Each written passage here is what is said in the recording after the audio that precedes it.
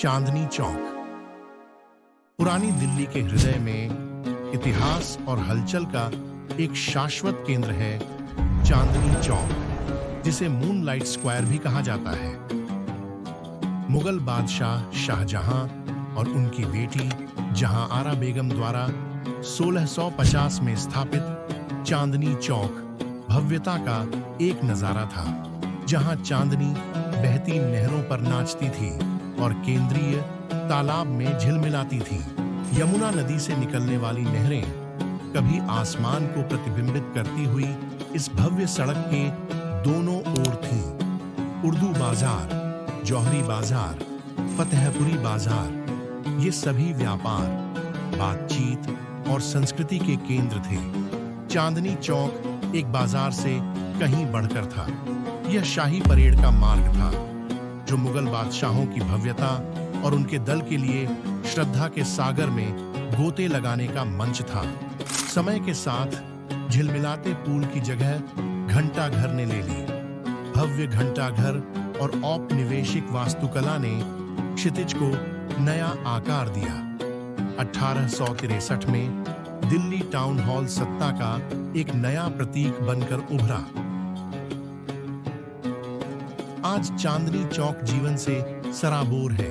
संकरी गलियों, ऐतिहासिक कच्चे कतराओं, सदियों पुरानी हवेलियों और मसालों, रेशम और कहानियों से भरे अंतहीन बाजारों की तान वाला नजारा है।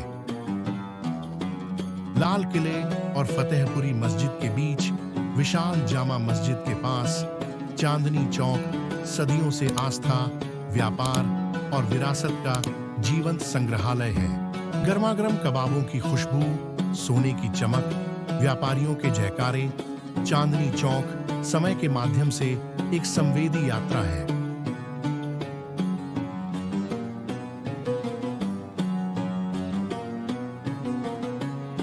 अमृतसर की हेरिटेज स्ट्रीट चांदनी चौक से प्रेरित होकर एक ऐसे रास्ते का निर्माण किया जा रहा है, जहां अतीत हर पत्थर, हर स्वाद, हर चेहरे के माध्यम से धीरे धीरे बहता है।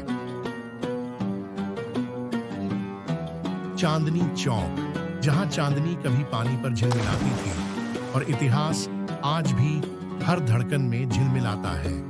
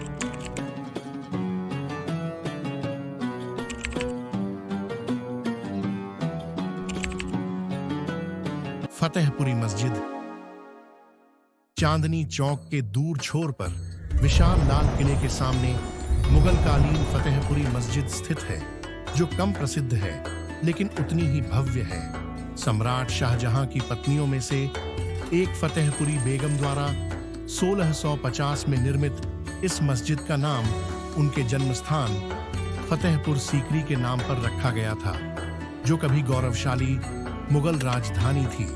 लाल बलुआ पत्थर से निर्मित यह मस्जिद भारतीय इस्लामी वास्तुकला की संतुलित भव्यता को प्रतिबिंबित करती है, जिसमें महापद्म और कलश से सुसज्जित एक गुंबद है, जिसके दोनों ओर जुड़वा मीनारें हैं, जो सदियों से चली आ रही प्रार्थना की गूंज देती हैं।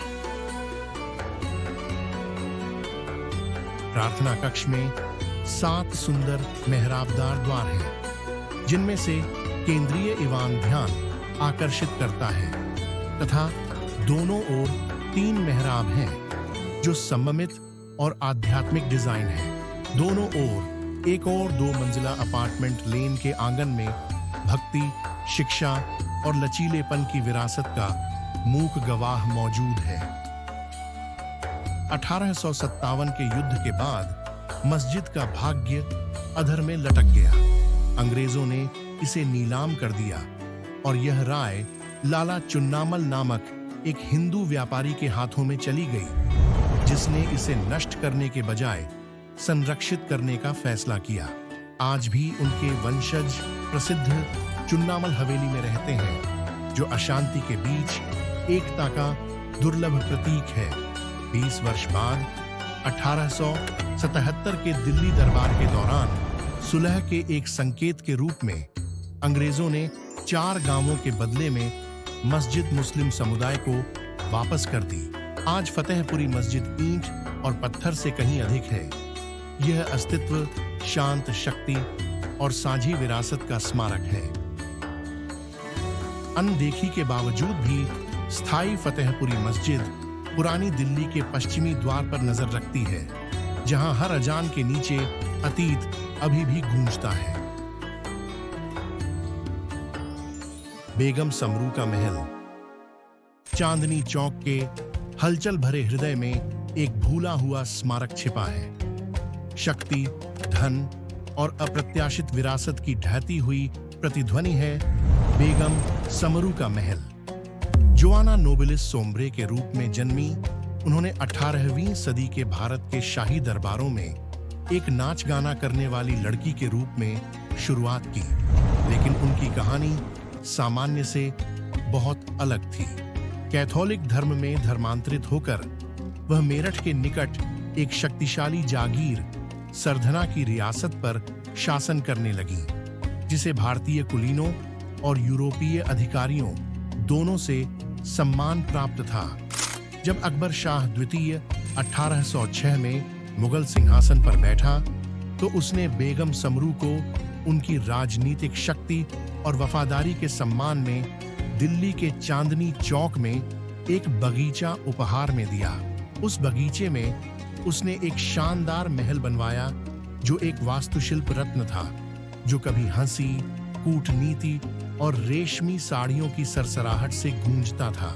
यह सिर्फ एक निवास नहीं था, यह एक प्रतीक था।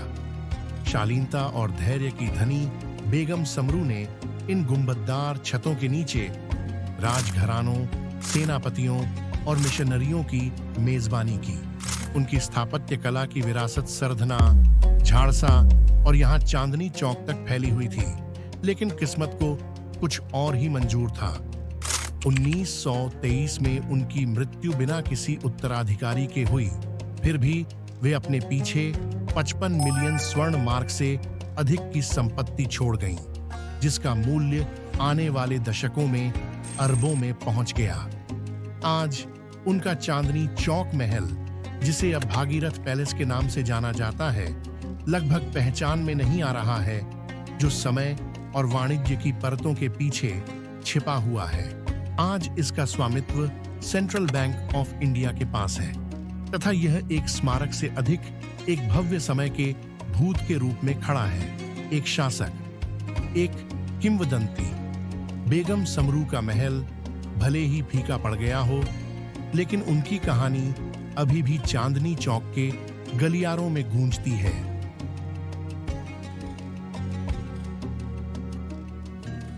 हमें उम्मीद है कि आप सभी को दिल्ली के ऐतिहासिक स्मारक का यह 12वां एपिसोड पसंद आया होगा।